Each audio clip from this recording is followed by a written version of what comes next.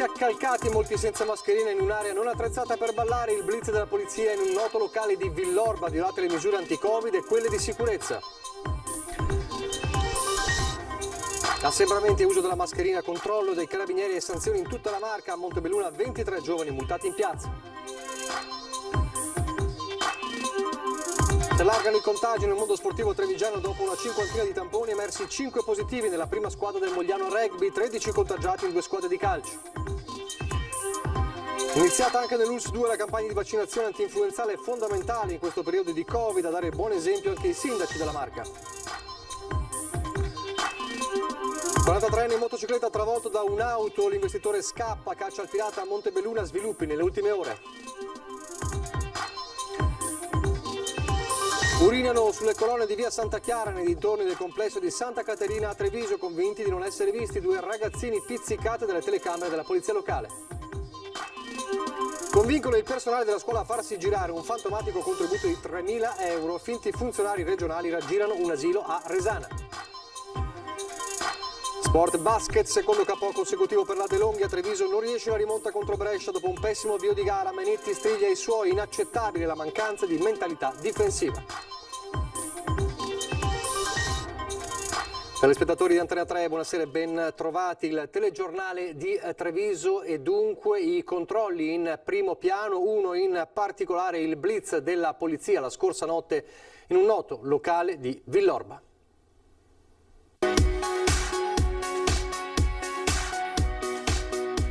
Il blitz è scattato a 00:30 quando gli operatori della questura di Treviso con gli uomini del comando provinciale dei vigili del fuoco hanno fatto irruzione all'interno del locale Oxygen di Villorba. Stop alla musica a palla, stop alla danza, festa finita per circa 500 ragazzi, quasi tutti ventenni e tutti accalcati fra loro come se il Covid non esistesse nelle relative norme di contenimento. Da qui il rosario di contestazioni mosso al titolare del locale, amministrative e penali, ma accertamenti sono in corso. Nessuna multa è stata fatta agli avventori invitati a uscire in maniera ordinata, né al momento si prevedono conseguenze sanitarie, vedi screening di massa. Di certo immediata è stata la chiusura. Questo locale intanto è stato chiuso nell'immediatezza per 5 giorni, così come è previsto dalle disposizioni in materia di prevenzione del Covid. Covid a parte, sono stati trovati estintori non revisionati e uscite di sicurezza ostruite, insomma nel caso di evacuazione sarebbero stati guai seri.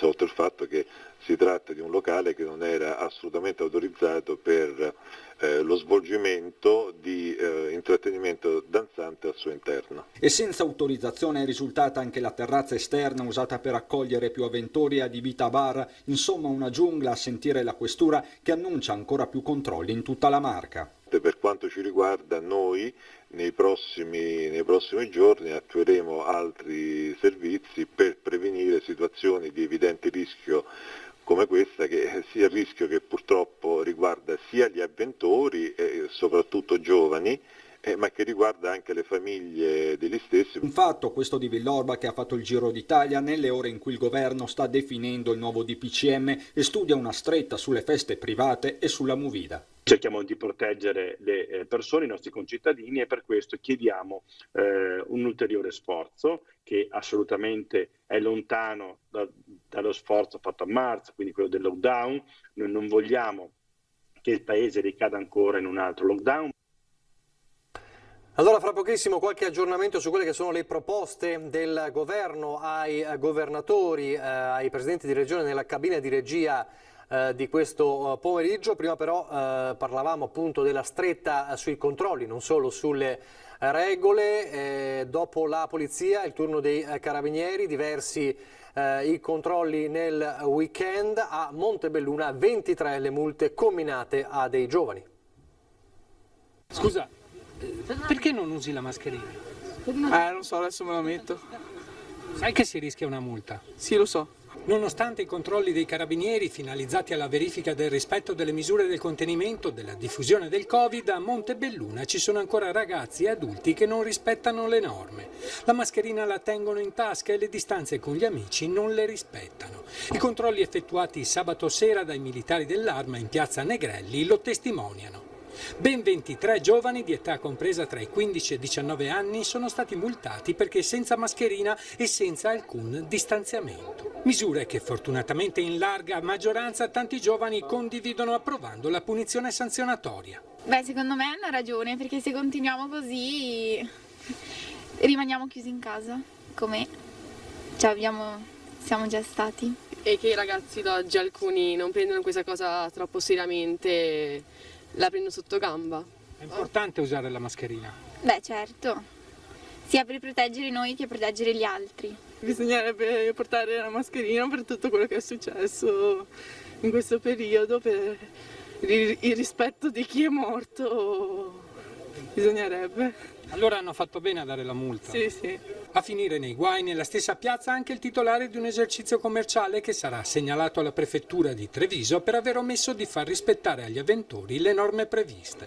Quasi 400 le persone controllate a Treviso e in provincia, una settantina i locali ed esercizi pubblici monitorati a Castelfranco Veneto, Vittorio Veneto, Conegliano e Mogliano, dove i carabinieri hanno controllato una settantina di auto lungo il terraglio e assieme ai NAS hanno multato il titolare di un bar per un totale di 4.000 euro per mancato rispetto delle norme igienico-sanitarie. Controlli anche della Polizia Municipale di Treviso che ha sanzionato 3 giovani, 2 diciottenni di Ponzano Veneto e un 19enne di Silea che giravano abbracciati con bottiglie di alcol in mano senza mascherina. Allora, vediamo cosa sta emergendo dalla cabina di regia tra il governo e i presidenti di regione, le proposte, le misure che il governo propone ai presidenti di regione. Da quanto si apprende sono dei lanci di agenzia ANSA. Una delle proposte sarebbe lo stop alle gite scolastiche, attività didattiche fuori sede e gemellaggi. Il provvedimento potrebbe appunto entrare nel DPCM che il Premier Conte firmerà nelle prossime ore. Questa è una delle proposte. L'altra proposta è quella appunto che riguarda i locali, è un po' quello che si era detto in questi giorni. La proposta del governo ai governatori e quindi ai presidenti di regione e ai rappresentanti degli enti locali è divieto di sosta davanti ai locali dalle 21 in modo da evitare assembramenti e chiusura di pub, locali e ristoranti con servizio al tavolo a mezzanotte. Ripeto, divieto di sosta davanti ai locali dalle 21 in modo da evitare assembramenti e chiusura di pub, locali, ristoranti con servizio al tavolo a mezzanotte. Questa è la proposta del governo agli enti locali.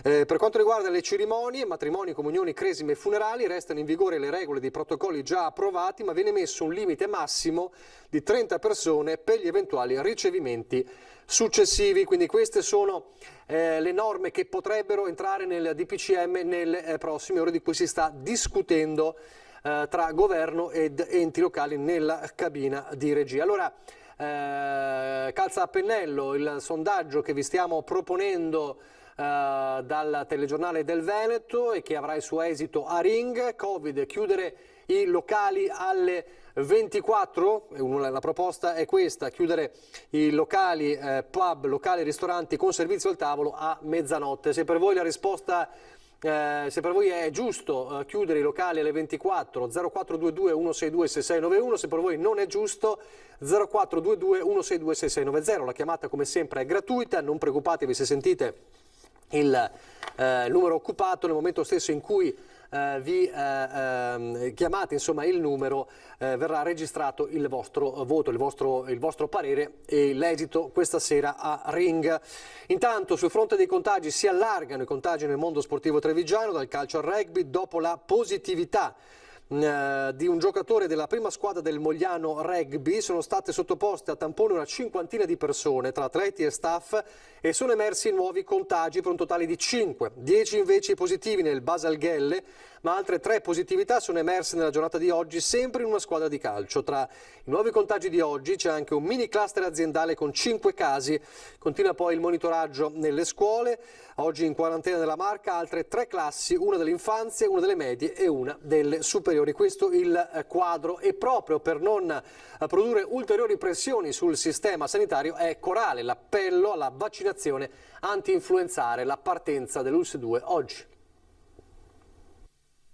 Con la vaccinazione dei sindaci della Marca è partita ufficialmente la campagna antinfluenzale dell'ULSS 2, 210.000 dosi. Si parte dagli over 65 e da persone a rischio per patologie pregresse, dagli ospiti delle case di riposo e dal personale sanitario. Finiranno le vaccinazioni fatte ai medici famiglia il 30 di ottobre, quindi in tutto questo periodo, poi inizieremo noi dal 1 di novembre con gli over 60 da 60 a 64 anni e faremo ovviamente una vaccinazione collettiva in 3 punti che adesso andremo a definire per raccogliere anche tutti quelli che per n motivi non sono riusciti ad andare dai medici di famiglia o alla vaccinazione che facciamo noi nel primo periodo di novembre. Per i più piccoli, la vaccinazione gratuita per i bimbi da 6 mesi a 6 anni o con patologie, si sta trovando un accordo con i pediatri per individuare gli spazi più idonei. Loro giustamente manifestano il fatto che nei loro ambulatori fanno fatica poi a vaccinare nel momento in cui trovassero un positivo, devono igienizzare e quindi chiedono degli spazi alternativi. Andremo a offrire loro degli spazi alternativi in modo tale da poter fare le vaccinazioni anche con i più piccoli. L'invito a fare la vaccinazione antinfluenzale quest'anno è più forte che mai, fondamentale infatti per agevolare la diagnosi del Covid, analoghi ai sintomi e per evitare ulteriori pressioni sui pronto soccorso e sui punti tamponi alle prese con il coronavirus. Noi siamo un ULSS che fa tantissimi tamponi, quindi ovviamente troviamo tanti positivi, ma lo ricordo, positivi asintomatici. 70.397 i tamponi eseguiti nei drive-in della Marca, circa 2.000 al giorno. In settimana, per evitare le code alla dogana di Treviso, ne verrà aperto un altro a Concio per l'area sud della provincia. Sul fronte scuole sono 120 ad oggi gli studenti positivi al virus, quasi tutti senza o con sintomi lievi. La fascia d'età più coinvolta è quella dai 14 ai 19 anni, quella dei ragazzi che hanno una vita sociale più intensa. E i testimonial della campagna di vaccinazione, i sindaci della Marca. Sono i sindaci della Marca i primi a sottoporsi alla vaccinazione contro l'influenza, testimone d'eccezione per una campagna che mai come quest'anno mira ad immunizzare una fascia più ampia della popolazione e che ha visto i comuni in prima linea a fianco dell'ULSS nell'individuare le sedi dove effettuare le sedute in sicurezza. Danno la disponibilità non solo dei luoghi ma anche della sanificazione degli stessi e anche della protezione civile per poter gestire ed evitare gli assemblamenti, quindi davvero un lavoro di squadra in cui l'azienda sanitaria ha dato la disponibilità anche per quelle che sono tutte le attività collaterali, oltre che per il personale e per il supporto. Davvero il lavoro di squadra con l'azienda sanitaria continua. Vaccinarsi contro l'influenza diventa quest'anno un atto di responsabilità verso la comunità, è il coro unanime. Dobbiamo assolutamente impedire che si richiuda tutto e per fare questo dobbiamo rispettare le regole che sono quelle che conosciamo tutti, portare la mascherina, il distanziamento, lavarsi spesso le mani e poi il vaccino è un altro. Siamo qui stamattina e l'abbiamo voluto fare per primi, il vaccino anti-influenzale, proprio perché questo aiuta a controllare e a gestire tutta questa situazione. È un atto doveroso per un sindaco perché la vaccinazione è un atto fondamentale per noi stessi, per i nostri cari, per i nostri familiari, ma soprattutto per le persone che non si possono vaccinare. Lo dobbiamo a tutti i lavoratori, non solo nell'ambito della sanità, ma in primis in questo, cercare di far di tutto per non ammalarsi. Tra i primi a vaccinarsi stamane anche il sindaco di Treviso, presidente dell'ANCI Veneto, che richiama i cittadini alla responsabilità verso se stessi e verso gli altri attraverso il vaccino antinfluenzale, come utilizzando la mascherina. Non ci costa alcuna fatica, è un piccolo sacrificio che però dobbiamo fare proprio per tutelare la nostra comunità e soprattutto per allontanare lo spettro di un altro lockdown che farebbe dei danni enormi da un punto di vista economico. Oggi la situazione è sotto controllo, però dobbiamo responsabilizzarci tutti per andare avanti in questa direzione. L'attesa dunque per il nuovo DPCM, vi ricordo per chi non l'avesse sentito prima che tra le proposte del governo alle regioni c'è il cosiddetto divieto di sosta davanti ai locali dalle 21 e chiusura di pub, locali e ristoranti con servizio al tavolo a mezzanotte. E poi c'è anche lo stop, una delle proposte è lo stop ad esempio alle gite scolastiche. C'è invece poi una controproposta da parte delle regioni al governo, dicono le regioni, la proposta di effettuare lezioni a distanza alle scuole superiori legata a un'eventuale riduzione della percentuale sulla presenza consentita di passeggeri a bordo dei mezzi di trasporto pubblico locale, ed è un'ipotesi avanzata proprio dal presidente del Veneto Luca Zaia e da un gruppo di governatori che è stata riportata al governo da Bonaccini in qualità di presidente della conferenza delle regioni. Quindi effettuare lezioni a distanza alle scuole superiori è legata a un'eventuale riduzione della percentuale sulla presenza consentita a bordo dei mezzi del trasporto pubblico locale. Insomma, l'attesa di questo DPCM, ovviamente tornando a parlare di locali e gestori di ristoranti, è un'attesa legata appunto a queste categorie e c'è la preoccupazione sia delle imprese che del mondo del lavoro.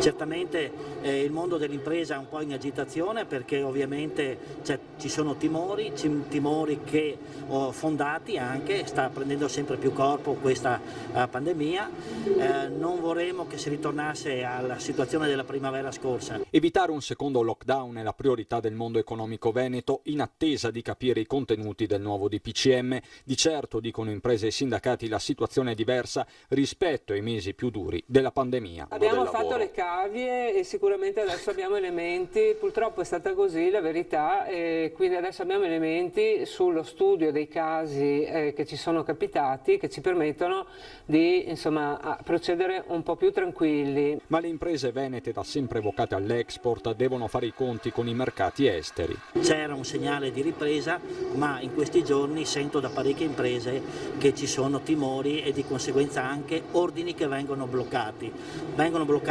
soprattutto dall'estero, da paesi come la Francia, come la Germania, come l'Olanda, perché purtroppo questa è la situazione. Situazione che dal punto di vista occupazionale potrebbe complicarsi con lo stop alla moratoria dei licenziamenti e non solo. Non pensiamo che il 2021 sarà l'anno che risolverà i problemi, ma sarà l'anno dove invece i problemi emergeranno completamente, perché ad oggi possiamo anche dire che la situazione è stata un po' calmierata dalle norme d'emergenza emanate dal governo, che hanno tamponato la situazione che rischia appunto, soprattutto quella economica e il mercato del lavoro, di esplodere. Prima della pubblicità una veloce occhiata al bollettino dell'Azienda Zero arrivato adesso sui contagi della giornata, 231 in Veneto come vedete, che si sommano ai 168 di questa mattina per un totale di 399 in Veneto, situazione tutto sommato positiva rispetto agli altri giorni per Treviso, con 13 nuovi casi assommati ai 14 di stamane, un totale di 27 casi nelle ultime 24 ore, sono dati certamente migliori rispetto a quelli degli ultimi giorni. La pubblicità e poi torneremo alla cronaca.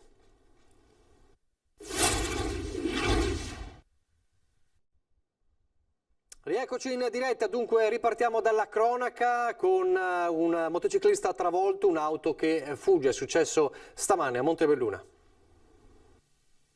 Questa mattina l'incidente è avvenuto lì in fondo, giustamente non c'era nessuno perché era molto presto. È caccia al pirata della strada che questa mattina ha investito un motociclista. L'incidente è accaduto nei pressi di una rotatoria della Feltrina in direzione Caonada a Montebelluna. Alle 6:15 un automobilista in uscita dalla rotonda ha invaso a velocità sostenuta la corsia opposta, scontrandosi con il Centauro. Il pirata alla guida dell'auto si è dileguato senza prestare soccorso, forse non rendendosi conto della gravità della situazione. L'uomo in sella alla motocicletta, un commesso di 43 anni residente nella zona, è stato subito soccorso dal SUEM 118 e trasportato in ambulanza al pronto soccorso dell'ospedale di Montebelluna.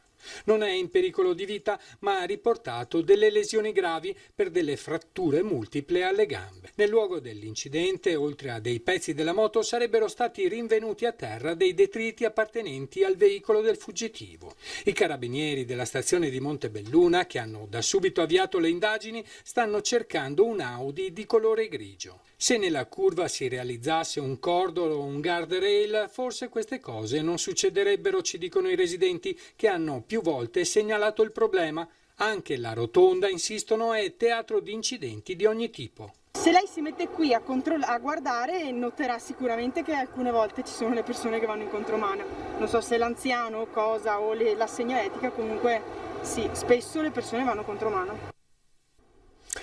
Ed era proprio un'Audi grigia, perché c'è l'aggiornamento proprio di poco fa da parte degli stessi carabinieri. Il pirata è un 25enne di origini straniere che era stato individuato dai carabinieri identificato, che si è presentato poco fa in caserma, assistito dal proprio avvocato, e ha ammesso il fatto. La caccia al pirata è così finita. Anche la sua Audi presentava proprio l'ammaccatura, insomma il segno dello schianto contro il motociclista. Per il giovane 2 le contestazioni principali, lesioni gravi ovviamente e omissione di soccorso. Quindi la caccia al pirata si è conclusa nella stessa giornata di oggi, grazie anche alle indagini dei carabinieri. E poi c'è un'altra maximulta, una doppia maximulta di 400 euro per 2 minorenni, ma non c'entra il Covid questa volta. 2 ragazzini che pensavano di non essere visti, ma l'occhio delle telecamere manovrate da un operatore della centrale operativa della Polizia Locale di Treviso li ha immortalati mentre stavano urinando sulle colonne di via Santa Chiara nei dintorni del complesso di Santa Caterina. Nel giro di 2 minuti sul posto si è presentata una pattuglia di agenti che hanno subito fermato e identificato i 2 giovani, che hanno giustificato il grave comportamento affermando di non voler spendere soldi per entrare in un bar e fruire del bagno. Ora ai genitori dovrà essere stato notificato un verbale da 400 euro ciascuno per il comportamento tenuto dai propri figli, che hanno lordato le colonne di un palazzo storico. Questo è quanto accaduto a Treviso. A Resane invece dei finti funzionari regionali hanno raggirato una scuola materna.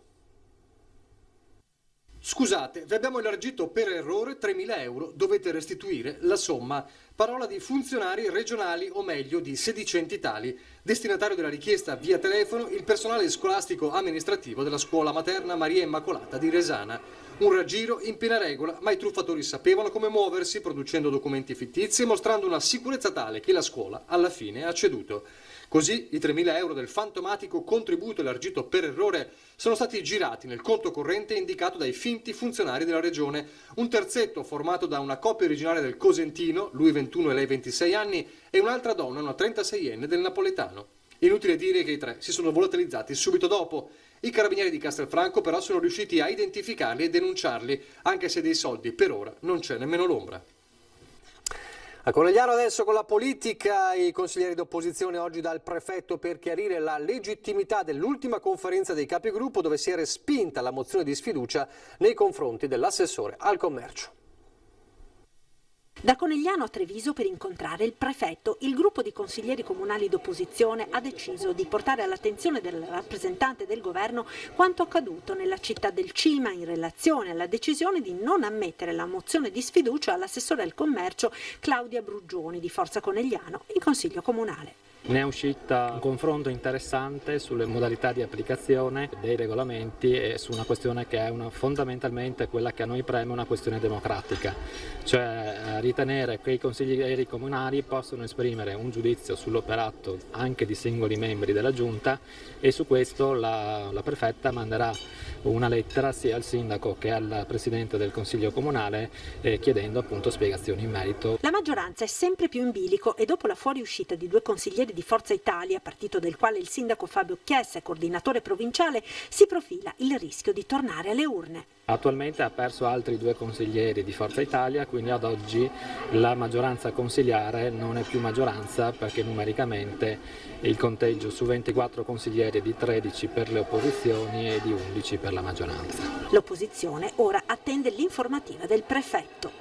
Noi adesso attendiamo la lettera del prefetto, vediamo quale determinazioni adotterà il Presidente del Consiglio Comunale per rispettare quello che è un discorso di democrazia e di prerogative costituzionalmente garantite dai consiglieri comunali, e poi agiremo di conseguenza. Il sindaco Chiesa non entra nel merito della mozione, sono regolamenti del Consiglio, dice, ma per quanto riguarda la tenuta della maggioranza tira dritto, non sono attaccato alla carega, se non ci sono le condizioni per amministrare non ho paura del voto, conclude.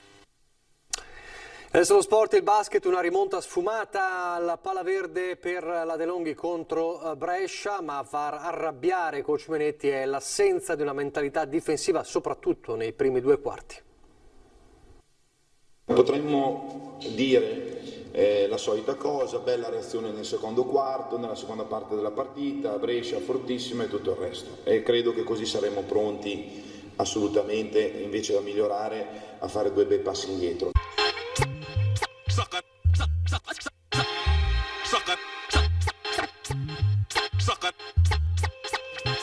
Alla fine i 30 punti stellari con il 56% da 3 del professor Logan resteranno solo una bella statistica. Lui e Russell, i migliori in canotto dei lunghi, non sono bastati a completare una rimonta che sarebbe stata da ricordare. Così, nel dopo partita del match contro Brescia, perso al Palaverde per 87-94, a coach Menetti resta la rabbia di quanto è mancato nelle prime 2 pessime frazioni di gioco, nelle quali i lombardi hanno chiuso con 31 e 23 punti contro i 26 e appena 14 della De Longhi. Questa partita poteva essere vinta, perché per l'andamento che è stato e per quello che abbiamo fatto nella seconda parte, credo che questa deve essere una cosa molto chiara. Credo che noi oggi dobbiamo essere molto arrabbiati per quello che è successo nei primi 2 quarti, perché quello che è successo nei primi 2 quarti, e questa è la seconda, credo, parola molto importante, è una questione di mentalità. Una squadra come la nostra, se concede 18 su 20 da 2 punti ai propri avversari, vuol dire che nella testa non ha la difesa. E questa è una cosa molto grave, e naturalmente gli strumenti per mettere nella testa dei ragazzi questa cosa qua devo assolutamente metterglieli io. Il secondo KO consecutivo impone una riflessione a Treviso, penultima in classifica. 2 sconfitte diverse, ma per il coach da ora in poi l'avversario conta poco. È una squadra che non può prescindere dalla mentalità difensiva. Dopo è venuta fuori la nostra combattività nel terzo e nel quarto, ma questo è evidente che però quello che abbiamo fatto nei primi 2 poi dopo mette in secondo piano. Adesso le notizie dal Bellunese.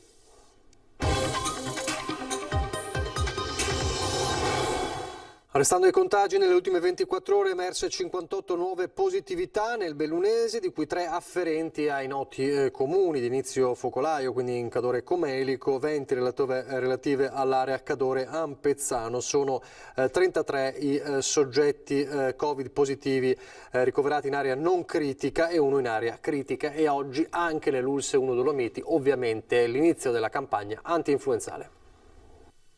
In ULSS Dolomiti sono stati acquistati, sono stati diciamo così prenotati circa il 30% di dosi vaccinali in più rispetto all'anno passato, e quindi avremo a disposizione circa 60.000 dosi per tutta la nostra provincia. Eccoli dunque i numeri della campagna anti-influenzale 2020 tra le Dolomiti, al via in queste ore con le priorità dettate dalla Regione: over 65, pazienti a rischio, anziani in casa di riposo e operatori sociosanitari, e questo nei giorni in cui il Bellunese, in termini relativi, è il territorio più colpito in Veneto dalla pandemia da Covid-19. Anche qui però un conto è il dato epidemico, un altro quello clinico sanitario. Attualmente i ricoveri in area non critica tra Feltre e Belluno sono una trentina. Fortunatamente in maniera significativa sono dei ricoveri di persone che hanno dei sintomi, direi,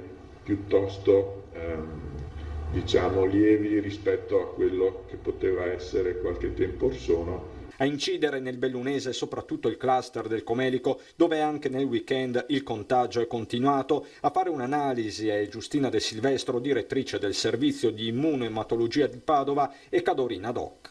Probabilmente un po' di sicurezza eccessiva c'è stato in alcune occasioni, perché abbiamo, da quanto si è appreso, molti dei focolai sono nati appunto da situazioni conviviali allargate, magari con un po' meno di prudenza.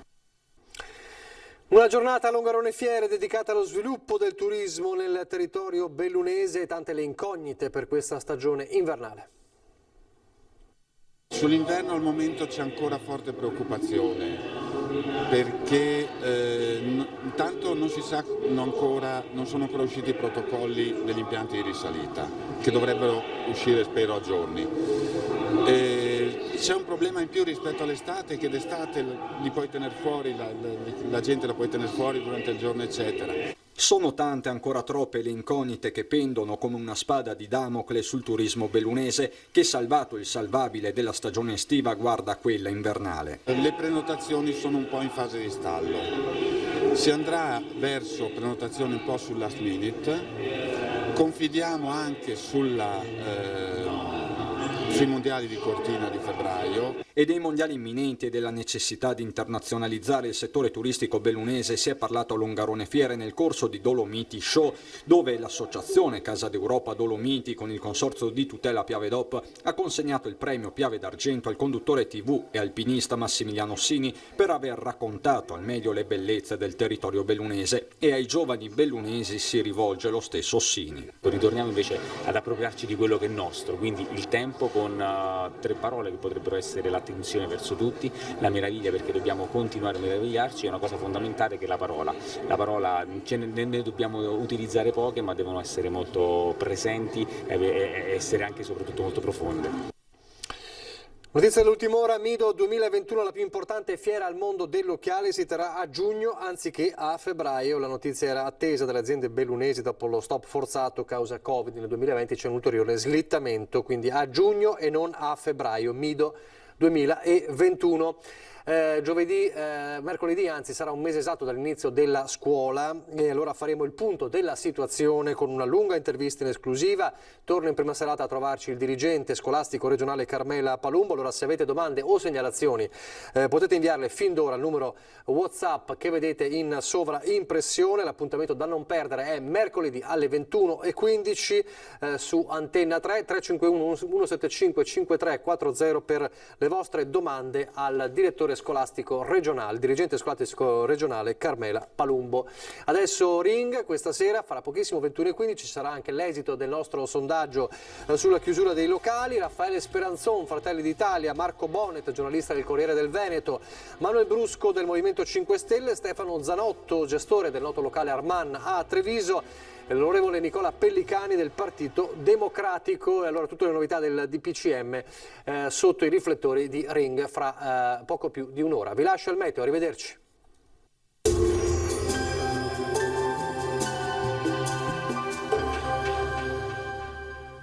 Società Agricola Torresan. Dai nostri animali nati e allevati nel cuore del Montello produciamo solo carni e salumi genuini. Nuova apertura a Ponzano Veneto. Benvenuti al meteo. Nei giorni scorsi una perturbazione ha portato pioggia, freddo e la neve in montagna. Ora una temporanea ripresa della pressione con condizioni di progressiva maggiore stabilità. La situazione nel dettaglio.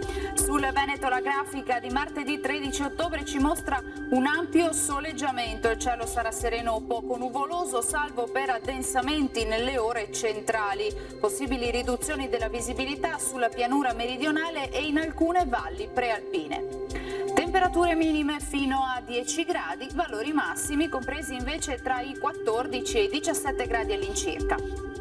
Ci spostiamo ora sul Friuli Venezia Giulia, anche qui il tempo sarà stabile, tanto sole vedete su tutti i settori, cielo che al massimo sarà velato. Temperature minime tra 4 e 8 gradi, massime invece sui 15-16 all'incirca. E ci spostiamo infine sul Trentino Alto Adige, anche qui bel tempo, sarà soleggiato e non sono previste precipitazioni particolarmente degne di nota. Temperature minime sui 3 gradi, massime sui 16 gradi. Dal meteo di Antenna 3 per ora è tutto, grazie per l'attenzione e arrivederci.